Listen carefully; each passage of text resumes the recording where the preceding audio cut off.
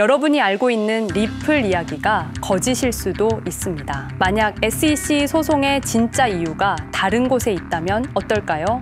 만약 그동안 우리가 들어온 모든 설명들이 실제 일어난 일을 가리기 위한 연막 작전이었다면 이상하지 않으셨나요?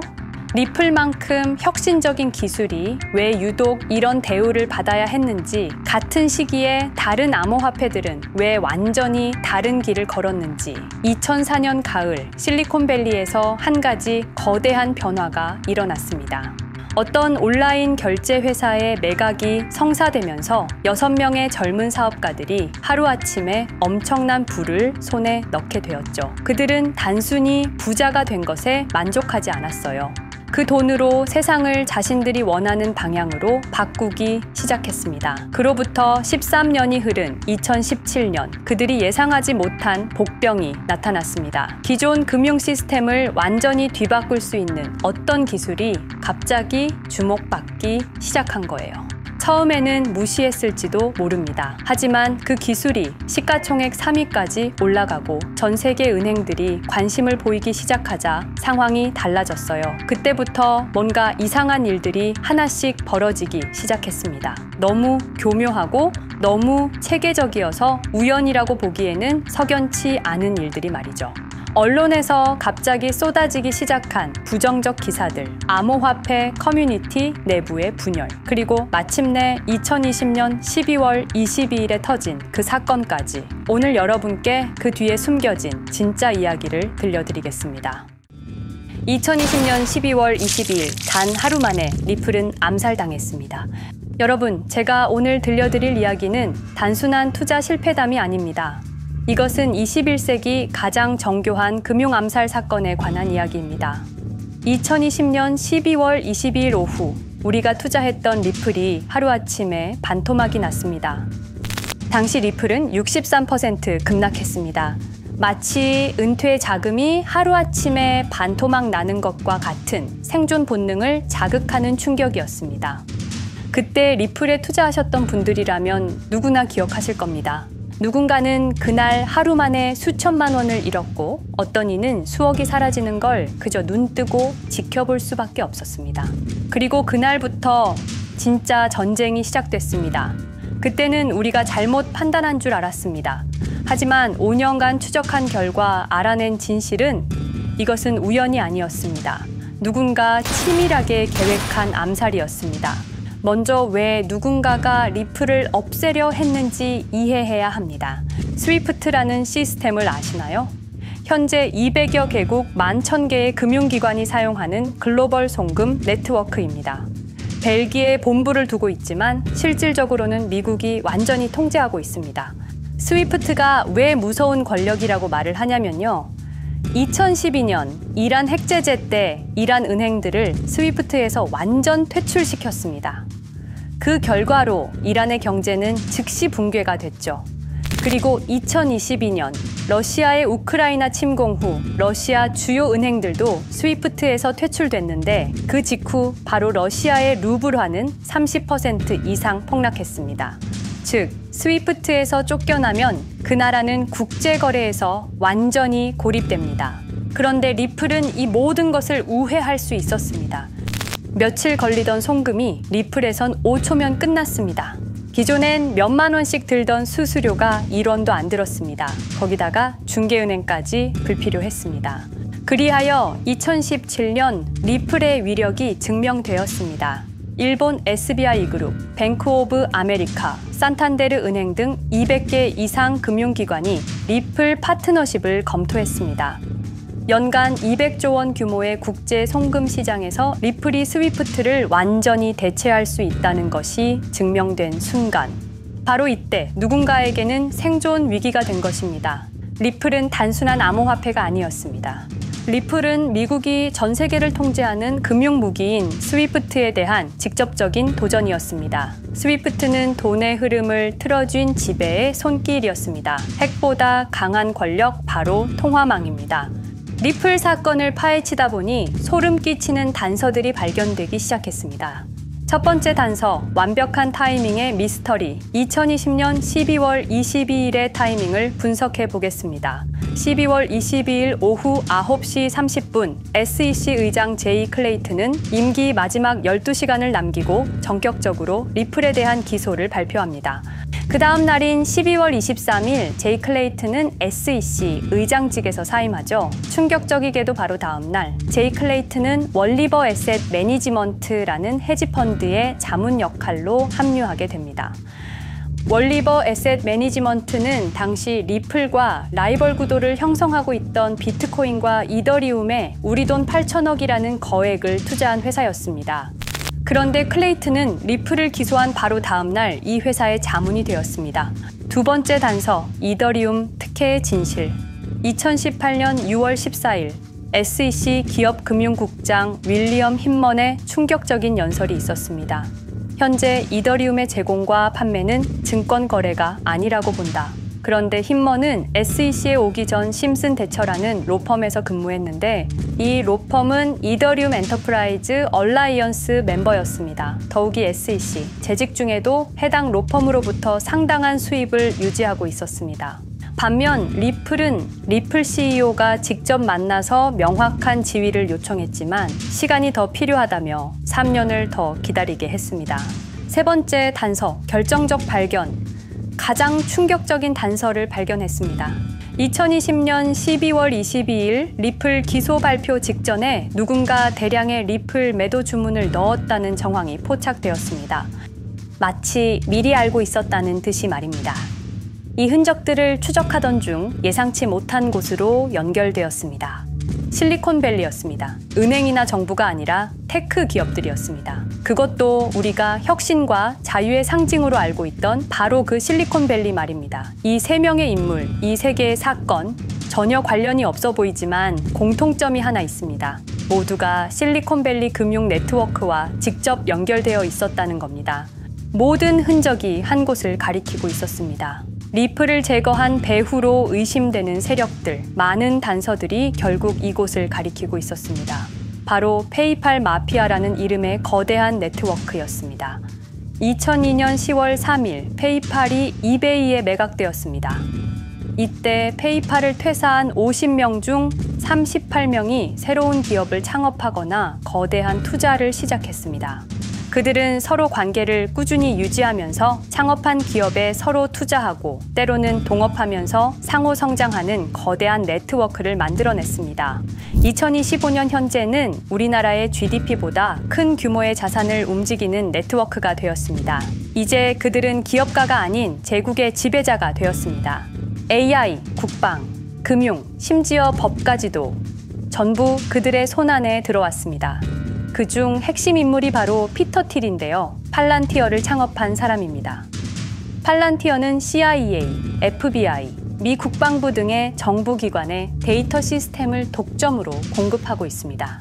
피터 틸이 직접 설립하거나 자문을 한 회사만 무려 59개나 되는데요. 가장 유명한 사례는 페이스북의 첫 외부 투자자였다는 겁니다. 우리 돈 약 6억 정도를 투자해서 수조 원의 수익을 올렸거든요. 그리고 나서 2025년 트럼프 2기 행정부의 공동인수위원회 의장으로 발탁이 된 인물입니다.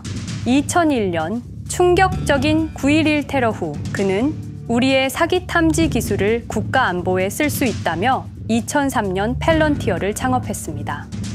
창업과 동시에 CIA의 벤처 펀드 인큐텔로부터 투자를 받았습니다. 그리고 피터 틸은 단순히 사업만 한 것이 아닙니다. 정치인을 직접 키워냈습니다. 현재 미국 부통령인 JD 벤스는 피터 틸의 미스릴 캐피탈에서 일했고 피터 틸의 지원을 받아 나르야 캐피탈을 창업했습니다. 트럼프에게 벤스를 소개한 것도 피터 틸입니다. 그리고 일론 머스크, 우리에게는 테슬라, 스페이스X, 그리고 X로 유명한 인물이죠.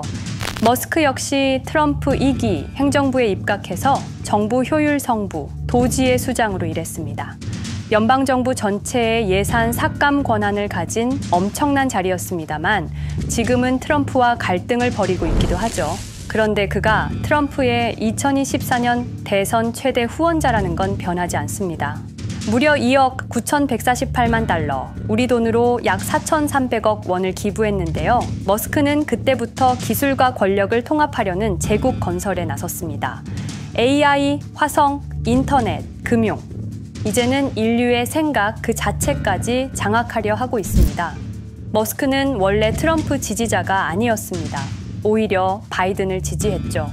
하지만 바이든 정부가 백악관 전기자동차 정상회담에서 GM과 포드는 초대하고 테슬라의 수장인 자신은 제외시키자 마음의 상처를 입은 머스크는 공화당 지지자로 돌아섰습니다. 그리고 머스크의 시장 조작 능력은 이미 입증되었습니다. 2021년 5월 환경 문제로 비트코인 결제 중단이라는 트윗 하나로 비트코인을 폭락시킨 후 뒤로는 더 싸게 매집했습니다. 그리고 데이비드 삭스, 현재 백악관 AI 및 암호화폐 차르로 있는 인물이죠. 모든 암호화폐 정책 최종 결정권을 가진 자리에도 페이팔 마피아가 장악한 겁니다. 마지막으로 제드 맥켈럽, 우리에게는 리플의 배신자로 알려진 인물인데요. 아시는 것처럼 리플 공동 창업자였지만 리플을 나와서 스텔라루멘을 출시한 사람입니다. 2013년 리플 퇴사 후 90억 개의 리플을 보유한 상태로 갈등을 벌이다가 결국 2022년 7월까지 리플을 완전 매도해서 4조 2천억의 천문학적인 수익을 올렸습니다. 자, 그런데 여기서 기묘한 커넥션이 나오는데요. 2025년 6월 페이팔의 페이팔 USD가 스텔라루멘 체인으로 이전을 발표합니다. 그리고 SEC 의장 제이 클레이튼도 이들과 연결되어 있었습니다. 클레이튼이 리플 기소 후 바로 합류한 월리버 에셋 매니지먼트는 페이팔 마피아들이 투자한 회사였고 원래는 비트코인, 이더리움에 8천억 정도를 투자했다고 알려져 있었지만 올해 초 내부 기밀 문서가 유출되는 사건이 발생합니다. 그 문서에는 스텔라루멘에 700억 가량 투자했다는 사실과 피터 틸의 팔란티어 주식 1조 6천억 원어치, 그리고 페이팔 USD에 대한 투자 내용도 있었습니다.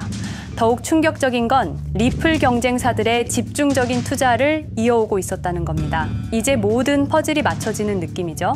페이팔 마피아의 리플 제거 작전을 시간 순으로 정리해보자면 1단계, 내부 침투. 제드 맥켈럽이 리플 공동 창업자로 참여해 핵심 기술을 습득한 후 2013년 의도적 갈등 조성 후 퇴사. 90억 개의 리플을 보유한 채 시한폭탄을 설치했습니다. 2단계, 정부 인프라 구축. 피터 틸의 팰런티어가 2003년 CIA 벤처펀드 투자로 창업 후 2020년까지 주요 정부기관 핵심 시스템을 장악했습니다. 3단계, 경쟁사 특혜 공작. 윌리엄 힌먼을 통해 2018년 6월 이더리움은 증권이 아니다 발언을 이끌어내면서 리플을 3년간 의도적으로 지연시켰습니다. 4단계, 마지막 일격. 제이 클레이튼이 임기 마지막 12시간 전에 리플을 기소한 후 다음 날 사임, 바로 그 다음 날 리플 경쟁사에 투자하는 회사의 자문으로 합류했습니다.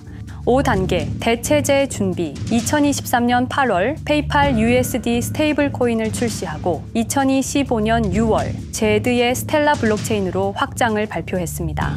제드의 리플 매도 자금이 스텔라 개발에 투입되었습니다. 6단계, 정치권 완전 장악. 데이비드 삭스가 모든 암호화폐 정책 최종 결정권을, 일론 머스크가 정부 예산 삭감 권한을, 피터 틸이 트럼프 인수위원회 공동의장직을 차지했습니다. 동시에 테크 기업들의 로비 활동도 급증했습니다. 메타는 2024년 역대 최고 금액인 2,443만 달러를 로비로 지출. 메타의 로비스트는 2016년 31명에서 2024년 65명으로 증가했는데요. 의원 8명당 로비스트 1명을 붙인 꼴입니다. 아마존은 의원 6명당 1명씩 담당 로비스트가 붙을 정도로 규모를 확대했고요. 7단계, 경쟁 세력 완전 제거. 데이비드 삭스가 백악관 정책 담당자로 취임한 지 2주 만에 리플이 지난 수년간 워싱턴에 배치해 놓은 주요 로비스트들이 하루아침에 모두 축출되었습니다. 공식적인 이유는 이해관계 충돌이었지만 실제로는 경쟁 세력 제거 작전이었습니다. 이로써 리플을 대변할 수 있는 마지막 정치적 통로마저 완전히 차단되었습니다. 페이팔 마피아의 계획은 리플 공격이 끝이 아니었습니다. 현재 새로운 타겟을 노리고 있습니다. 그리고 그 타겟은 단순한 암호화폐가 아닙니다. 그건 머스크조차 경계할 수밖에 없는 존재, 통제 불가능한 AI 코인이었습니다. 리플에 대한 공격이 성공한 것처럼 보이지만 그들이 아직 해결하지 못한 하나의 문제가 남아 있습니다. 한 AI 코인이 일론 머스크의 테슬라 AI와 XAI를 위협할 수 있는 기술력을 가지고 있다는 것입니다. 그래서 전략이 바뀌었습니다. 죽일 수 없으면 소유하자. 머스크가 이 코인을 경계하는 증거들이 몇 가지 있는데요. 지난 6개월간 머스크의 행동 변화가 포착되었습니다. XAI에 대한 급격한 추가 투자 발표가 이어졌고 테슬라 AI 개발 속도를 급격히 가속화시키고 있습니다. 그리고 특정 AI 기술에 대한 부정적 언급이 증가하고 있는데요. 이 AI 코인은 현재 진짜 AGI 구현이 가능한 탈중앙화 AI 네트워크를 구축하고 있고 초당 수십억 단위의 연산을 처리할 수 있는 진짜 분산형 뉴럴 네트워크 기반입니다. 수백만 개의 노드가 연결된 분산 뉴럴 네트워크, 테슬라도 메타도 이 기술만큼은 아직 구현하지 못했습니다. 현재 기술로는 단 하나뿐입니다. 그러나 시가총액은 테슬라의 500분의 1 수준으로 그들이 매집을 멈추지 않는 이유입니다. 2025년 초, 이 코인의 공식 계정이 X 플랫폼에서 노출 차단된 정황이 포착됐습니다. 광고 계정도 중지됐고 해당 코인에 대한 설명 영상들도 순식간에 사라졌습니다. 이유는 머스크의 경쟁이 될 수 있는 유일한 AI였기 때문입니다. AI는 이제 권력을 쥐는 자가 인류의 사고를 설계할 수 있는 시대의 열쇠입니다.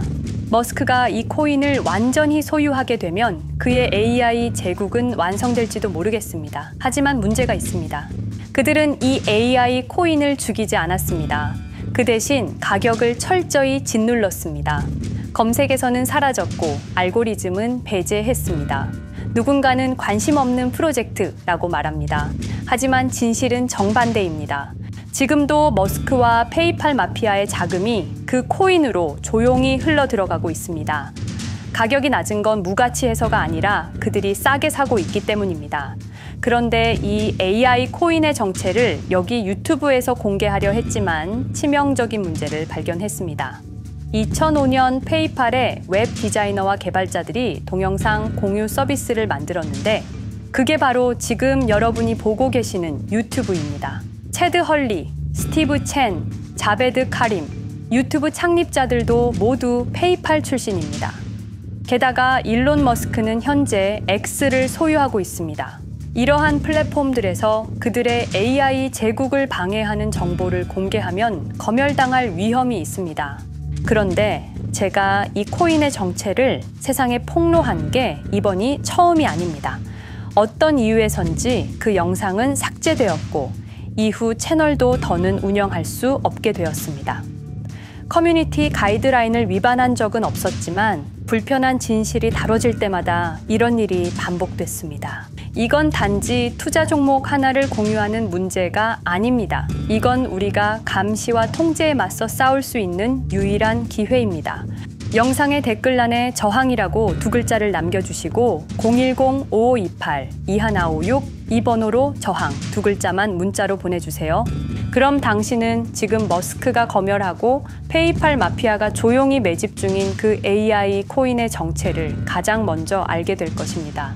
우리는 지금 역사의 분수령을 지나고 있습니다. 진정한 탈중앙화 금융이 실현될 뻔했지만 페이팔 마피아의 방해로 더 강력하고 교묘한 지배자들이 통제하는 세상이 오고 있습니다.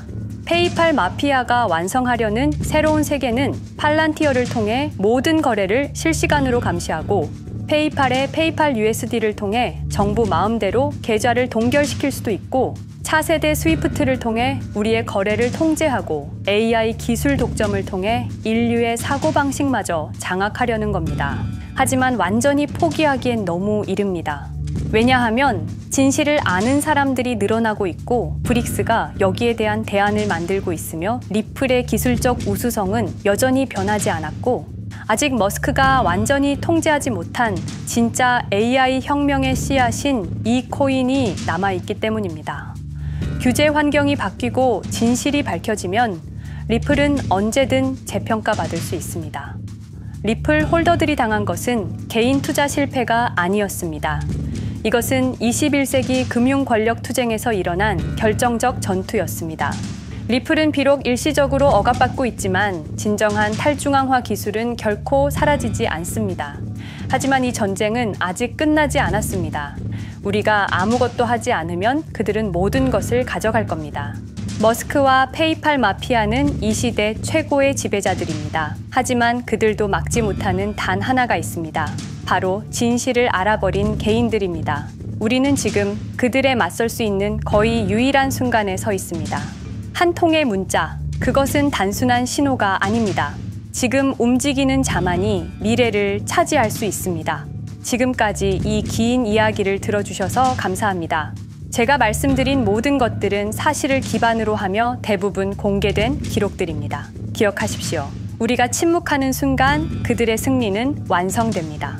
리플은 억압받았지만 그 정신은 살아남았습니다. 그리고 언젠가 진짜 자유로운 AI가 세상에 다시 등장할 그날까지 우리는 싸움을 멈추지 않을 것입니다. 010-5528-2156 이 번호로 저항 2글자만 문자 보내주세요. 이 정보는 지금 공개적으로 전할 수 없습니다. 저항이라는 신호를 보내주신 분들께 제가 직접 확인 후 순차적으로 보내드리겠습니다. 당신의 작은 선택이 우리 모두의 미래를 바꿀 수 있습니다. 지금이 바로 우리가 다시 시작할 순간입니다. 저항에 동참해주세요.